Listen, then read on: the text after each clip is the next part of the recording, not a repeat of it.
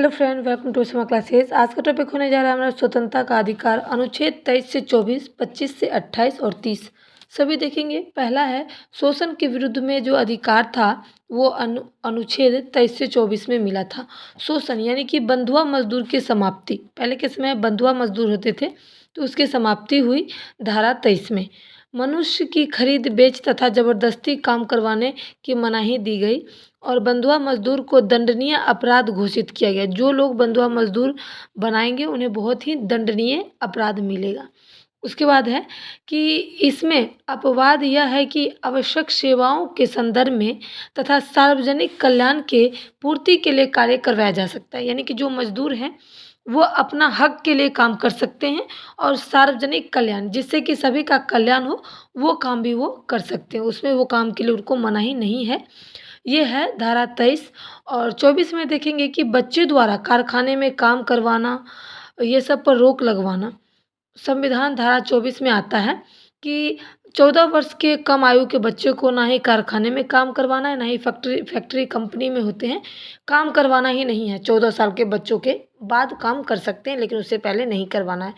उसके बाद आता है 25 से 28 की धारा, जिसमें धारा 25 में क्या कहा गया है कि यह व्यवस्था की गई है कि किसी भी व्यक्ति को धर्म यानी कि अपने धर्म की उसकी पूजा अर्चना करना तथा धर्म का प्रचार करना का पूरा अधिकार होगा।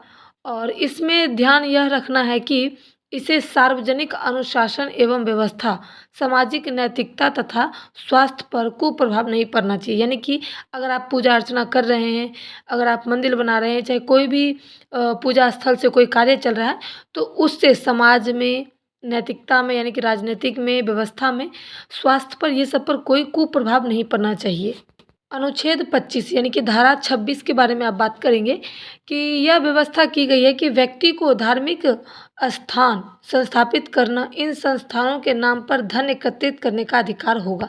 यानी कि जैसे नवरात्रि चल रहा है तो उस पर आप चंदा ले सकते हो, उसमें आपको कोई रोक टोक नहीं होगा। अगर कहीं मंदिर बन रहा है तो उसमें आप दान दे सकते हैं। ये सब का अधिकार है। अनुच्छेद 26 में ये अधिकार जो है दिया गया है। अनुच्छेद 27 में यानी कि धारा 27 में यह व्यवस्थित की गई है कि धन पर कोई कर नहीं लगाया जाएगा। यानी कि जो पूजा पाठ में जो धन एकत्रित होता है, चाहे वो लाखों की संख्या में हो, करोड़ों की संख्या में हो, चाहे सोना चांदी हो, तो उस पर कर नहीं लगाया जाएगा। आप जहाँ तक आप जानते हैं कि बड़े बड़े मंदिर में बहुत पैसे आते हैं लेकिन वह कर के रूप में, जीएसटी के रूप में नहीं जाता है सरकार को। तो इस चीज़ के लिए धारा 27 लगाई गई। धारा 28 में बताया गया है कि यह व्यवस्था की गई है कि सरकार अनुदान प्राप्त शिक्षण संस्थानों में किसी भी विशेष धर्म की शिक्षा प्रदान नहीं की जाएगी। यानी कि जो सब्जेक्ट है वही सब्जेक्ट पढ़ाया जाएगा। कोई भी धर्म, जैसे हम हिंदू हैं तो हमें हिंदू धर्म के वेदों का ज्ञान नहीं पढ़ाया जाएगा, कोई मुस्लिम जाति से है तो उनका कुरान नहीं पढ़ाया जाएगा। ये सब चीज़ें पर पाबंद लगाई गई है 28 में। बाद बाकी हिंदी, इंग्लिश, मैथ जो नॉर्मल है, साइंस, एसएसटी, ये सारी चीज़ें पढ़ाई जाएगी। धर्म आदि किसी भी जाति का धर्म को नहीं पढ़ाया जाएगा। ठीक है। अब देखेंगे अनुच्छेद 29 से 30, इसमें क्या होता है कि सांस्कृतिक एवं शैक्षिक अधिकार मिला है। पहला है संविधान के अनुच्छेद जो हैं 29, उसमें अल्पसंख्यक की अपनी सांस्कृतिक, भाषा, साहित्य आदि को बचाए रखने के लिए संस्थानों की स्थापना का अधिकार होगा। किसी भी व्यक्ति को कौन शिक्षण स्थानों पर प्रवेश की मना नहीं की जा सकती जो सरकारी है अथवा सरकारी अनुदान प्राप्त करती है।